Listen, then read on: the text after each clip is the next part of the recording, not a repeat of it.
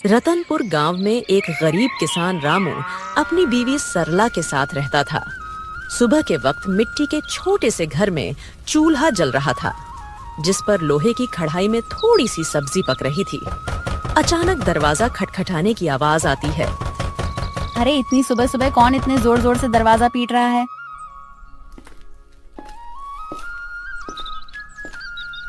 दरवाजा खोलते ही सेठ हरीलाल गुस्से में लाल पीला खड़ा था, जो कि बहुत लालची और चालबाज है।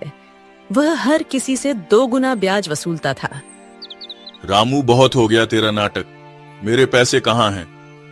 सेठ जी, कल ही तो मैंने आपको पूरी रकम दे दी थी और पूरा हिसाब पक्का कर दिया था, और मैंने आपके पुराने पैसे भी कब के लौटा दिए हैं। देर की वजह से तेरा ब्याज बढ़ गया है। अब वो उधार तुझे 5 गुना ब्याज के साथ लौटाना होगा। 5 गुना? सेठ जी, ये तो अन्याय है। मैंने मेहनत करके ब्याज सहित पूरे पैसे चुका दिए हैं। मैं गरीब आदमी इतना भारी ब्याज कैसे दे सकता हूँ? ज्यादा जुबान मत चला। अगर पैसा नहीं दिया ना तो तेरे घर का ताला तोड़कर बर्तन कपड़ा सब उठा ले जाऊंगा। तेरी बैलगाड़ी भी बेच दूंगा। सेठ जी, गरीब का खून चूसकर आपको क्या मिलेगा? हमारे साथ ऐसा मत करिए। इतना ज्यादा ब्याज मैं नहीं दे पाऊंगा। पैसे तो तुझे देने ही पड़ेंगे। देख लूंगा मैं तुझे। याद रखना रामू, हरीलाल से पंगा लेना आसान नहीं है। सेठ रामू को धमकाते हुए चला जाता है, लेकिन जाते जाते अपने नौकर को कहता है, इस गरीब भिखारी की इतनी मजाल, मुझे ना बोलकर इसने गलती कर दी। इसे तो सबक सिखाना पड़ेगा ताकि गांव में बाकी गरीब भी डर में रहे। आप बताइए, ये जिंदगी कब बदलेगी? रोज रोज 2 वक्त की रोटी के लिए जूझना पड़ता है। कभी मन करता है घर की टूटी छत ठीक करवा दूं, तो कभी सोचती हूँ कि हमारे पास भी अच्छे कपड़े हों, लेकिन लगता है किस्मत ने हमें बस तंगी ही दी है। मुझे पता है तुम्हें तकलीफ है, पर मैं क्या करूं? खेत छोटे हैं, बारिश वक्त पर नहीं होती, ऊपर से कर्ज का बोझ भी सर पर है। मैं दिन रात मेहनत करूं, तब हमारे हिस्से में यही नमक रोटी आती है।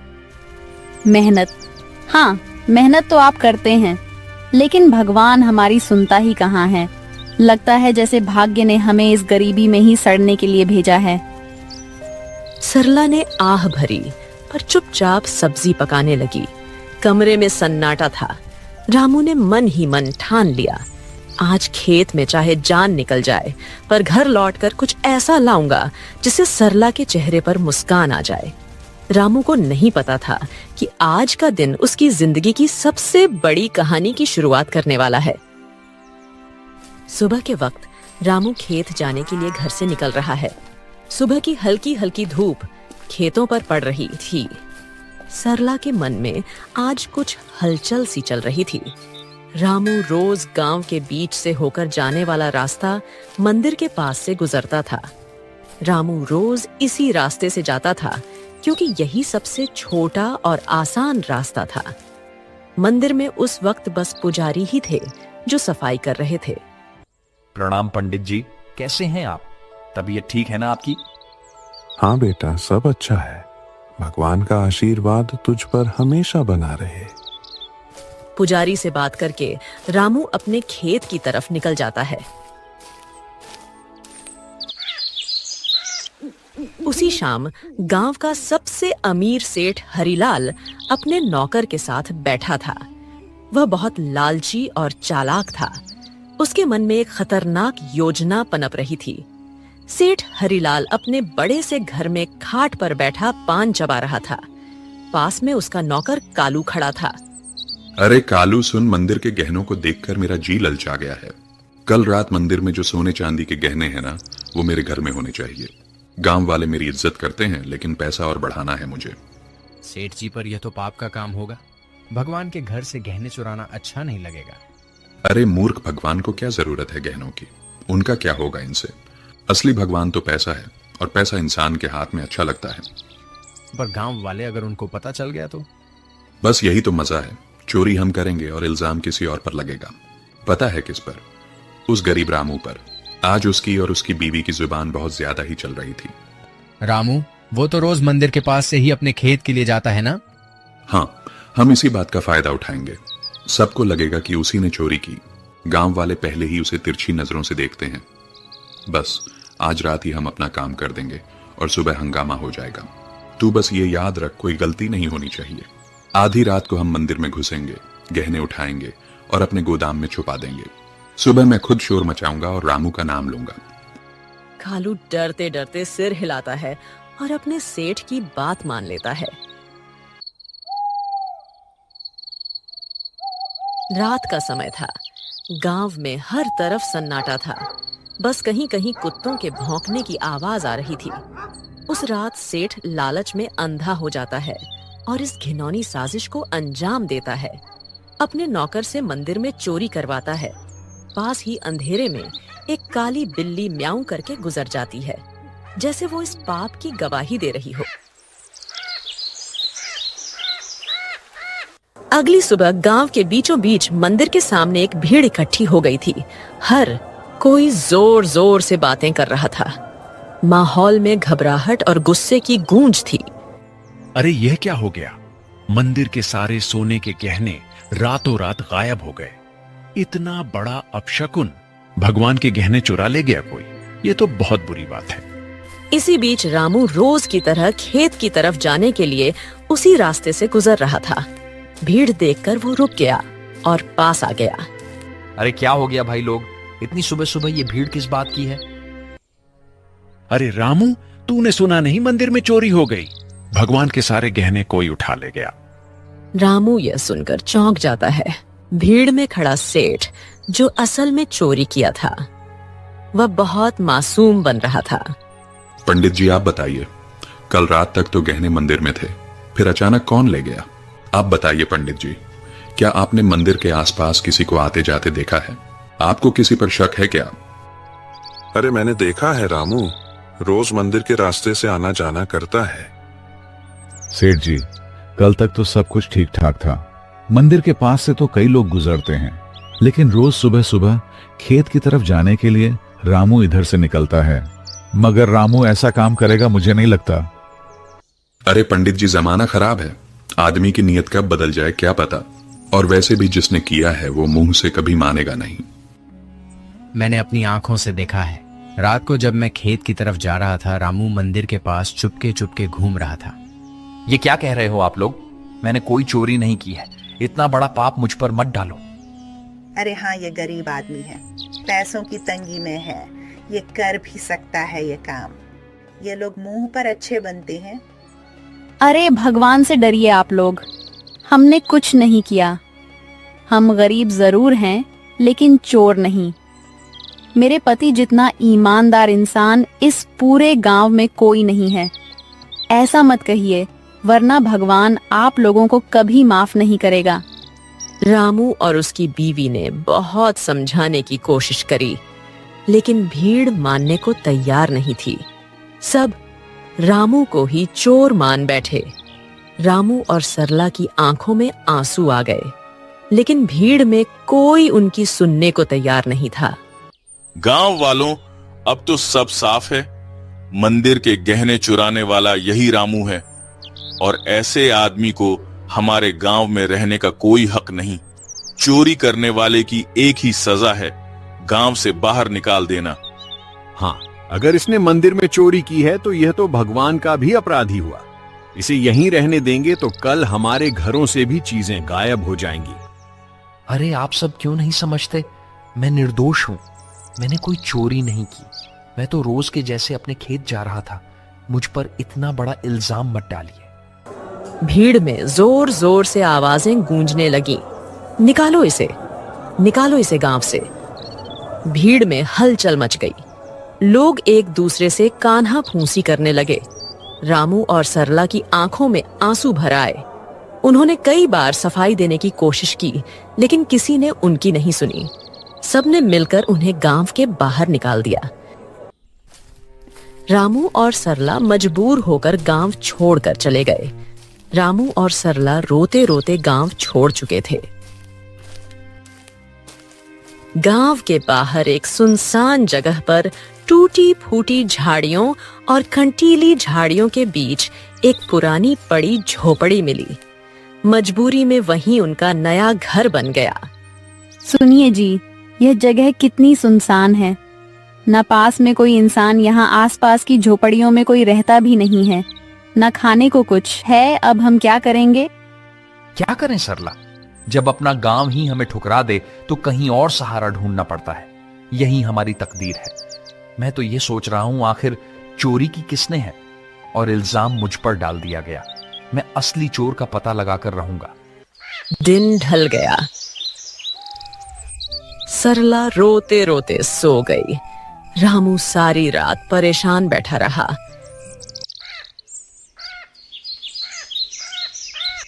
अगली सुबह जब रामू उठा तो उसने देखा कि सरला रो रो कर भूख से कमजोर हो गई है। सरला, तुम यहीं रहो, मैं कुछ खाने के लिए लाता हूं, फिर अपने खेत जाऊंगा दूसरे गांव से होते हुए। तुम दरवाजा अंदर से बंद करके आराम करो। इतना कहकर रामू जंगल की ओर चल गया।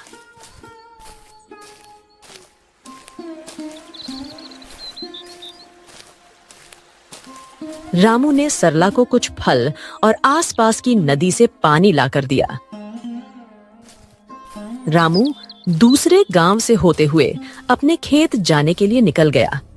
अचानक घने जंगल में सामने से एक साधु बाबा प्रकट होते हैं। उनकी लंबी दाढ़ी और वस्त्र उन्हें अलग ही आभा दे रहे थे। रामू उनके पास गया। बेटा, तू कौन है?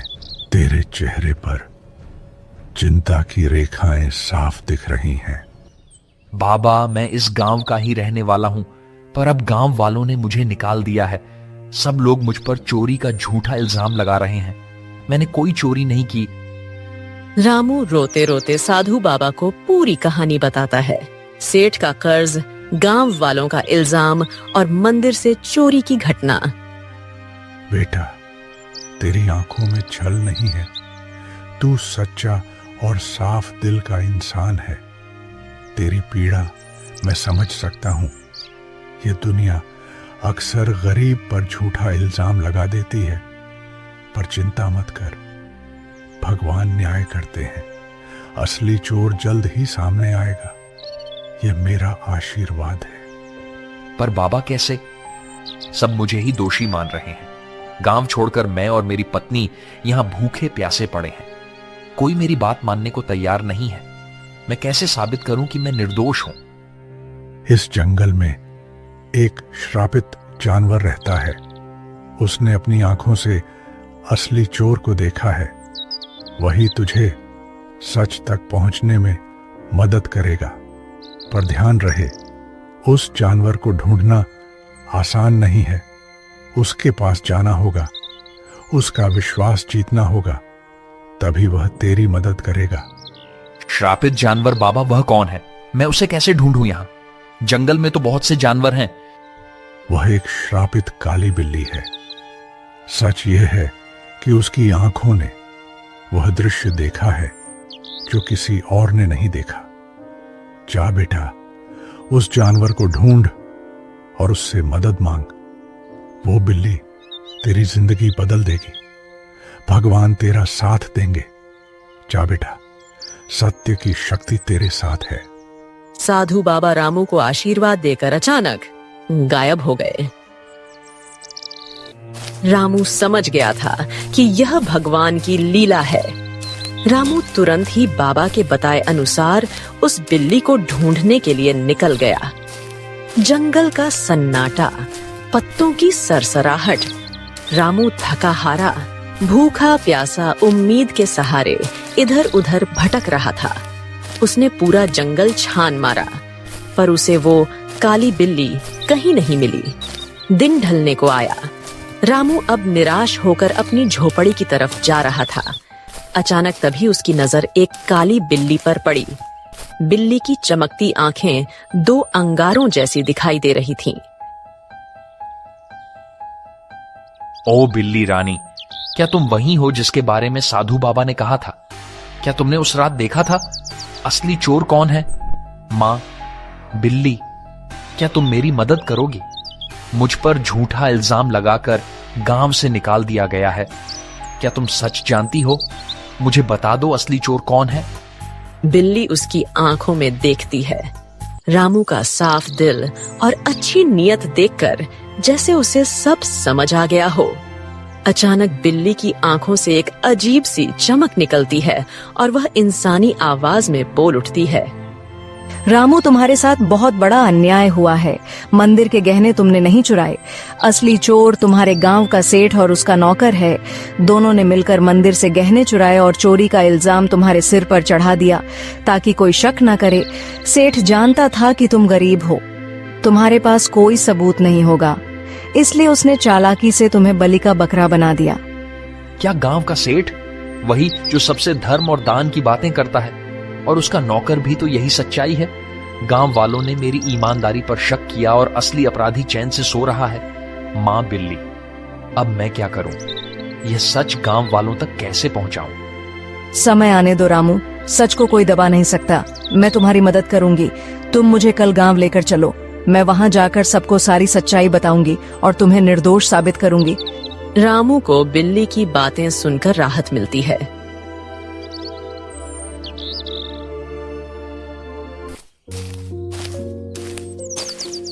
वह घर जाकर सरला को पूरी बात बताता है।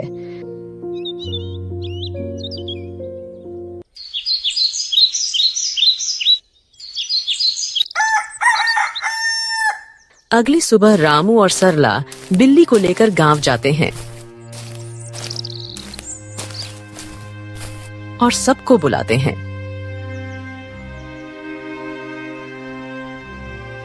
गांव वालों, आप सबने मुझे चोर बोलकर गांव से निकाल दिया था, पर असली चोर अभी भी गांव में ही बैठा है। आज मेरे पास एक गवाह है जो मुझे निर्दोष साबित करेगा। गांव वालों सुनो, असली चोर रामू नहीं है। मैंने अपनी आंखों से देखा है। मंदिर के गहने सेठ और उसके नौकर ने मिलकर चुराए हैं। अगर तुम्हें यकीन नहीं होता तो सेठ के घर जाकर देखो, मंदिर के गहने वहीं मिलेंगे। अरे, यह बिल्ली बोल कैसे रही है? चलो हम जाकर देखते हैं सेठ के घर गहने हैं या नहीं। वैसे भी सेठ ही हमें हमेशा धोखा देता रहा है। बिल्ली को बोलता देख सब चौंक जाते हैं और गांव के कुछ लोग सेठ के घर जाते हैं। उनको गहने सेठ के घर में मिल जाते हैं। अब पूरे गांव में बातें होने लगी। सेठ चोर है, सेठ चोर है। सब बोलने लगे। सेठ ने चालाकी से अपने नौकर को इशारा करा और सारा इल्जाम नौकर पर डाल दिया। अरे नहीं नहीं, मैं चोर नहीं हूं। ये सब मेरे नौकर की करतूत है। उसने ही चोरी की है। मैं तो खुद हैरान हूं। झूठ मत बोलिए सेठ जी, आप सबसे ब्याज में 4 गुना पैसे वसूलते हो, अब चोरी भी करवा रहे हो। ठीक है, अगर तुम सब कहते हो तो इस नौकर को सजा मैं दूंगा, क्योंकि यही असली चोर है। मुझे इस बारे में कुछ नहीं पता था। सेठ ने पूरे गहने वापस मंदिर में रखवा दिए। अब गांव में उसकी कोई इज्जत नहीं करता है। पूरे गांव वालों ने रामू से माफी मांगी। उन्हें अपनी गलती का एहसास हो गया। सबने पूरे आदर सम्मान के साथ रामू और सरला को गांव वापस बुलाया।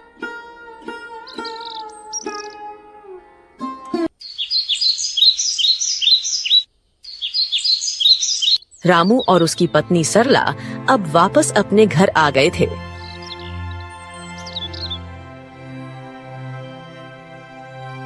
शाम का समय, हल्की ठंडी हवा चल रही है। रामू बोलने वाली बिल्ली के साथ खेत की तरफ जा रहा था।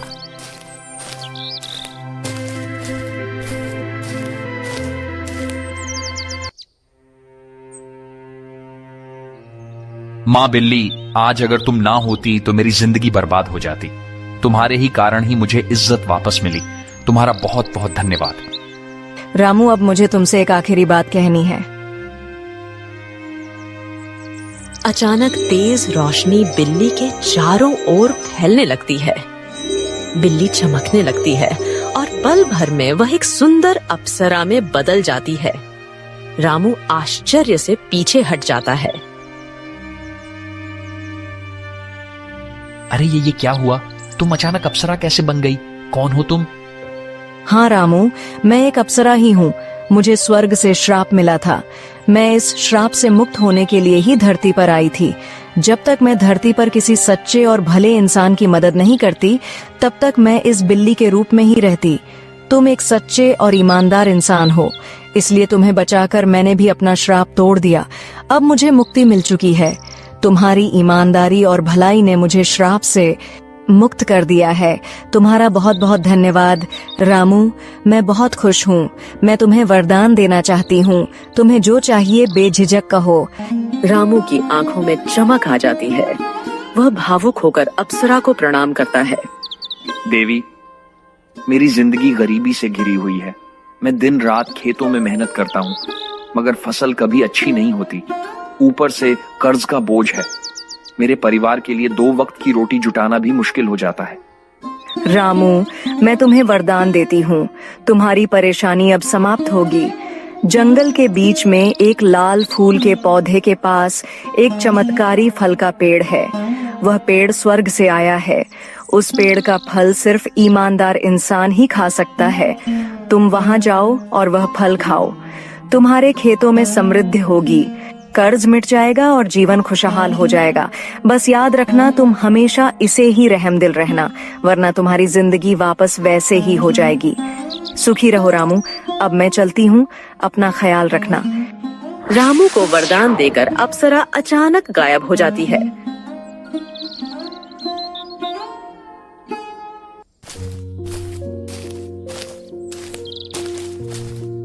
रामू जंगल में चारों तरफ उस चमत्कारी पेड़ को ढूंढता है। सूरज ढलने को होता है। थका हारा रामू अचानक लाल फूल के पौधे को देख लेता है। रामू धीरे धीरे आगे बढ़ता है और देखता है कि पौधे के पीछे एक सुंदर चमकदार पेड़ खड़ा है। पेड़ की टहनियों पर सुनहरे फल चमक रहे हैं। रामू श्रद्धा से पेड़ के पास जाता है।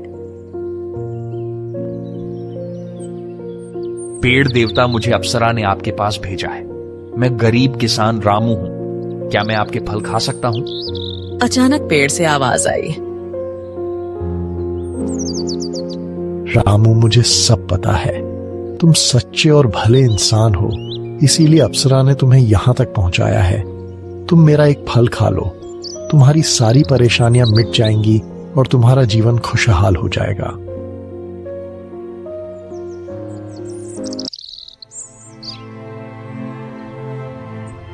रामू पेड़ से एक सुनहरा फल तोड़कर खाता है।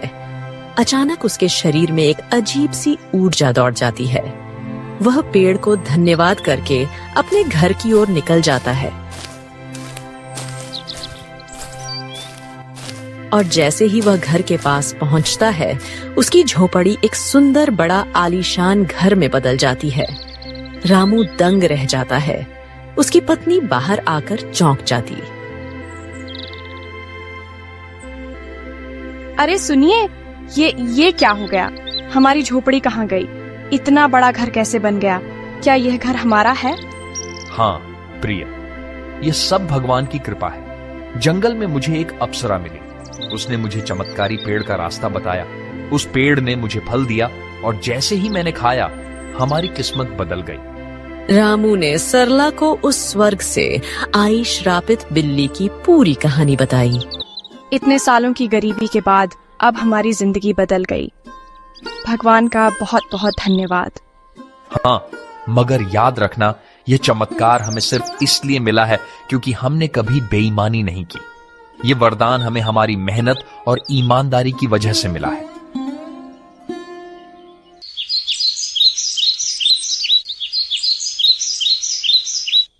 अब रामू और सरला अपने नए घर में खुशी से रहने लगे। पर रामू अब भी साधारण कपड़ों में ही रहता था। उसके अंदर जरा सा भी घमंड नहीं आया। उसने हमेशा उस अप्सरा की बात याद रखी। अब रामू गांव में सबकी मदद करने लगा। उसके घर में हमेशा अनाज भरा रहता था और मेहमानों के लिए दरवाजे खुले रहते थे। वह गांव के सारे जरूरतमंद लोगों को अनाज बांटता था। सारे गांव में रामू की बातें होने लगी। हर कोई अब रामू की बहुत इज्जत करने लगा था। एक दिन गांव वालों को रामू की तारीफ करते सेठ हरिलाल ने सुन लिया। यह सब देख हरिलाल को जलन होने लगी। ये सब दिखावा है। कोई इतना अमीर अचानक कैसे हो सकता है? जरूर इसके पीछे कोई बड़ा राज है। अगर यह ऐसे ही अमीर होता रहा तो गांव में मेरी इज्जत तो मिट्टी में मिल जाएगी। अबे कालू सुन, तू जरा रामू पर नजर रख और पता कर कि इसके पास दौलत आने का असली राज्य क्या है। उसी दिन से सेठ का नौकर रामू पर नजर रखने लगा।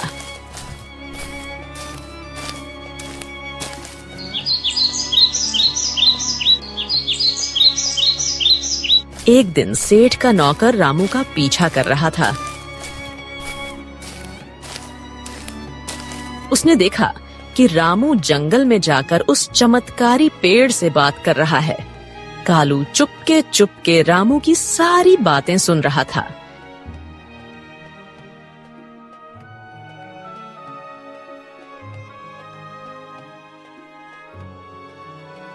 सेठ जी, मैंने सब देख लिया, सब पता कर लिया। रामू उस जंगल के बीच वाले पेड़ से बात कर रहा था। उसने उस पेड़ का फल खाया है, जिसकी वजह से उसकी गरीबी दूर हुई और वह अमीर बन गया। क्या सच में? तो चल अभी उसी पेड़ के पास चलते हैं। अगर रामू अमीर हो सकता है तो मैं क्यों नहीं? मैं तो उससे भी बड़ा अमीर बनूंगा। मेरे पास तो पहले से ही ताकत और पैसा है। उस पेड़ को मैं अपनी मुट्ठी में कर लूंगा। सेठ लालच में आकर तुरंत अपने नौकर के साथ जंगल की ओर निकल गया। पर उसे क्या पता था, आज यह लालच उसे ले डूबेगी। वो लोग पेड़ के पास पहुंचे और फल तोड़ने की कोशिश करते हैं, पर एक भी फल उनसे नहीं टूटता। सेठ गुस्से में आकर पेड़ से कहता है, ओ पेड़, सुना है तूने रामू को फल देकर अमीर बनाया है। अब मुझे भी अपने फल दे, जल्दी कर। मैं इस पूरे गांव का सबसे बड़ा आदमी हूं। अब मैं और भी शक्तिशाली बनना चाहता हूं। सेठ, तू लालची है, अहंकारी है और बेईमान है। मैं अपना फल सिर्फ उसी को देता हूं जिसके दिल में दूसरों के लिए करुणा हो, जो ईमानदार हो और सच्चा हो। तेरे दिल में सिर्फ लालच और घमंड है, इसलिए तुझे कभी यह फल नहीं मिलेगा। क्या कहा? तू मुझे फल नहीं देगा? अरे मूर्ख पेड़, अगर तू मुझे फल नहीं देगा तो मैं तुझे जड़ से काट दूंगा। तेरे जैसे 1000 पेड़ मैं खरीद सकता हूं मैं। अब तू देख, तुझे काट कर मैं तेरे सारे फल ले लूंगा। अबे कालू, कुल्हाड़ी उठा और इसे काट डाल। गांव जाकर उस रामू को भी आज मैं खत्म कर दूंगा। कालू भाग कर जाता है और कुल्हाड़ी लेकर आता है। सेठ पेड़ को अपने पैर से मारने लगता है और उसका नौकर कुल्हाड़ी से पेड़ काटने की कोशिश करता है, लेकिन कुल्हाड़ी लगते ही चिंगारियों में निकलती है। अचानक आसमान से बिजली गिरने लगी और तेज हवा चलने लगी। ठहरो, तुम दोनों को अपने लालच और पाप का फल अब यही मिलेगा। तुम्हें दूसरों की मेहनत और भलाई से जलन थी, अब तुम्हें इसका परिणाम भुगतना होगा। अचानक पेड़ से एक चिंगारी निकलती है। सेठ और उसका नौकर वहीं जलकर राख हो जाते हैं। सच्चाई और ईमानदारी की राह चाहे कितनी भी कठिन क्यों ना हो, अंत में जीत हमेशा अच्छाई की ही होती है। लालच और बेईमानी इंसान को कभी सुख नहीं दे सकते। भगवान भी उसी का साथ देते हैं जिसका दिल साफ हो और जो दूसरों की मदद करता है। इसीलिए हमें हमेशा नेक रास्ते पर चलना चाहिए।